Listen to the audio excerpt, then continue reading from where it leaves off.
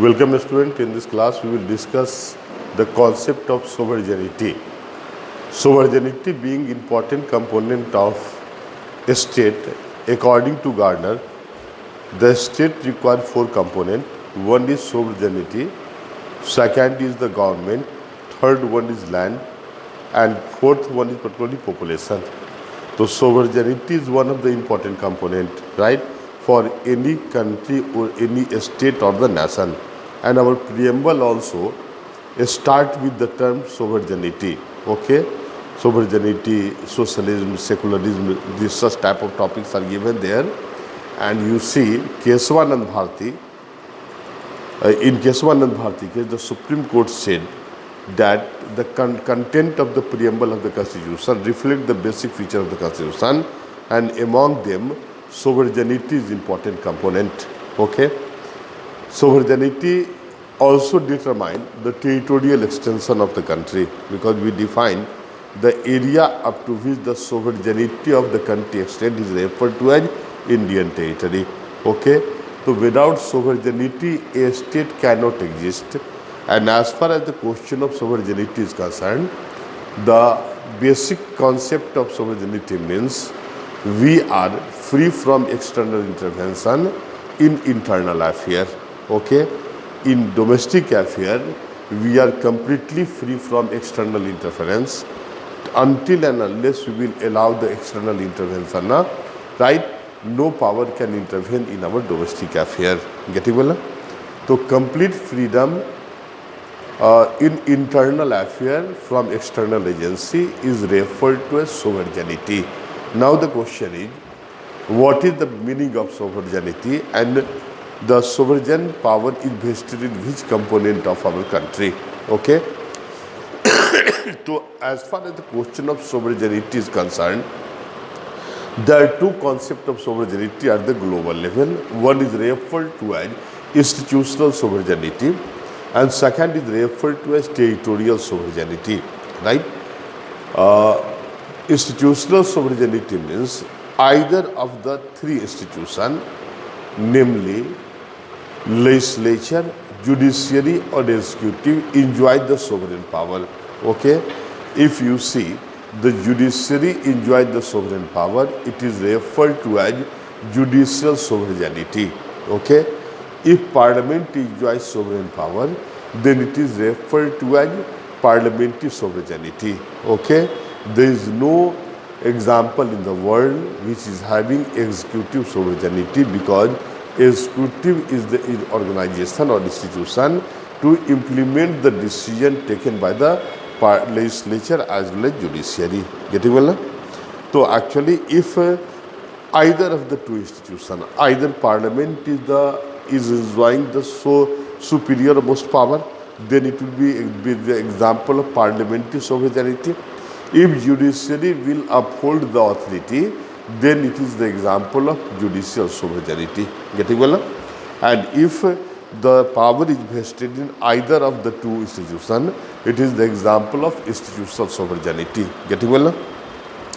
As far as the question of institutional sovereignty is concerned, you can cite the example of British Parliament, right? In British Parliament, in Britain, the principle of parliamentary sovereignty extend. Okay, it means in Britain, Parliament is the supreme authority. Okay, no one can challenge the decision taken by the Parliament. Even that's why judicial review process not apply in case of United Kingdom, right? Because you know that judicial review is the process through which the decision or law made by the Parliament can be challenged in the court, and the court investigates into the constitutionality of the act passed by the legislature. It is clear. So since in America, in Britain, parliamentary sovereignty apply, right? Parliamentary sovereignty, it means parliament holds the superior most power, right, in this country. So that's why no one can challenge the decision taken by the Parliament. Okay, and that's why in Britain judicial review process not apply. Okay, Actually, whatever decision the British Parliament will take will have to be obeyed by every citizen, every people residing within the territory of United Kingdom. Okay, as for example, you see, right? Even it is said that if British Parliament will make a law declaring that sun rises from the west, every people of Britain है ना, will have to follow this. It is clear ना?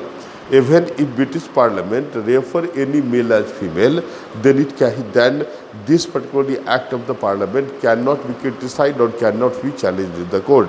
As for example, you see during war period, when British soldiers went outside the country, right, they entered into marriage with the foreign girl, and after the war was revoked and when they returned back along their particular wives, right, since in Britain single citizenship system prevail, okay, that's why it was a challenging question what type of right these particular wives of the soldier what type of right these wives should be given. Okay, so in this context British Parliament passed an act and under which these wives were declared as war bride.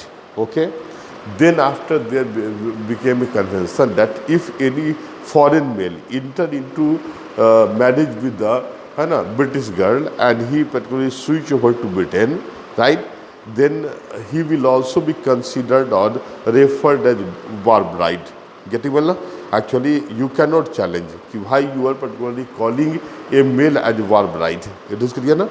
Because British Parliament is sovereign. This sovereignty is vested in the British Parliament. Okay, and hence Britain is the example of institutional sovereignty. On the other hand, in USA, judiciary enjoy the sovereign power. Okay, because in America the principle of judicial sovereignty prevail. Okay, you see the judiciary enjoy the utmost power, right? Actually, the decision taken by the judiciary cannot be altered by the American Congress, right? Because the principle of judicial sovereignty extends there. Okay. First, one have to investigate what is the condition of India in context of institutional sovereignty. Okay, so in India, right, neither parliamentary sovereignty nor judicial sovereignty prevail. Okay, because if particularly you see, if Indian Parliament or legislature formulate any law, makes an act or makes an enactment, okay, in the form of the law, and if the law is violating the fundamental right, then the judiciary has the power to start the judicial review process and declare the entire law as ultra vires. Okay, so it means particularly you see judiciary has the power to alter the decision of the parliament, that is legislature. Again you see, there are certain particularly limitation on the Indian Parliament. As for example, under Article 13 of the Constitution, 13 clearly spells that the state shall not formulate any law which violates, subdues or curtail the right provided by Part 3 of the Constitution. Okay, if such type of violation will be conducted, then judiciary will start judicial review process and declare the entire law and that part of the law which is violating the fundamental right. So what is the basic theme of this aspect? It is clear now. When it clearly reveals that actually if judiciary has the power to nullify the act made by the parliament or legislature, this establishes the superiority of judiciary over the parliament. Getting well, right? And hence it appears that judiciary is sovereign authority. But you see, the Indian Parliament also holds the right to alter the decision given by the Supreme Court. As for example, you see, in Shah Banu case, right? Actually, the issue was whether the Muslim women are entitled to get compensation similar to that of Hindu women. The court said that, given the decision, that Muslim women are also entitled to get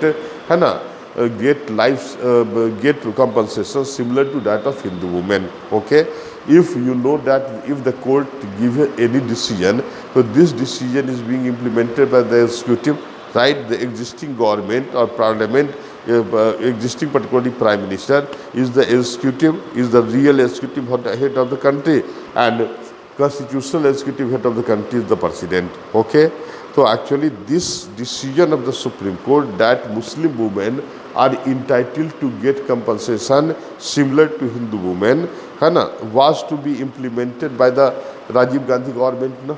Right? And Muslim vote bank was the major vote bank of the Congress, no? Okay.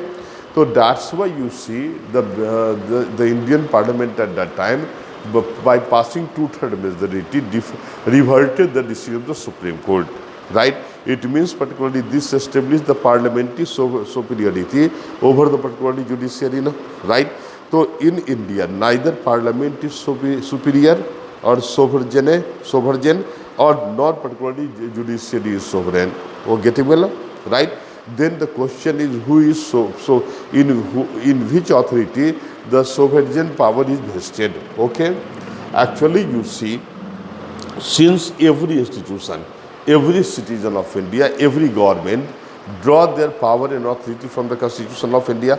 So according to some expert, Constitution is sovereign institution in India, no? Right? But you see, most of the constitutional experts, right, not consider Constitution as sovereign, because Constitution was formulated by the Constituent Assembly, and Constitution of Constituent Assembly was based on the Cabinet Mission Plan, which was introduced by the British government. It means, right, in the Constitution of Constituent Assembly, that there was a foreign interference. Then how its product can be sovereign? Getting well? So that's why it is said that the Constitution is not sovereign. Getting well? Right? It means particularly you see, neither parliament is sovereign in India, nor legislature is sovereign in India. Constitution is not sovereign because, right, it was set up, it was formulated by the Constituent Assembly, right, and in the formulation of Constituent Assembly there was a participation of the foreign power, that is British government. Okay, this is the ground on which the Constitution cannot be considered as a sovereign. So now the question is, actually, in whom sovereign power, who is sovereign in India, right? So it is said that in the initial class I had said that there are two types of sovereignty in the world. One is institutional sovereignty and second is territorial sovereignty, right? So in India, institutional sovereignty not exist. In India, territorial sovereignty extend, right? What is the meaning of territorial sovereignty, you say? Actually, the preamble of the Constitution start with the term, "We the people of India," right? We the people of India, having solemnly resolved to constitute India into sovereign, secular, socialist, democratic republic. Na? So who given secular shape, who given socialist shape to India, who given particularly democratic shape or republic shape? It is the people of India. It means people of India is all powerful. It is clear, na? So that makes it clear that the people of India collectively enjoy the sovereign power. Okay, or in other words, you can say that the people residing within the territory of India collectively enjoy the sovereign power. Okay, and hence India is the example of institutional territorial sovereignty. Best of luck. Okay.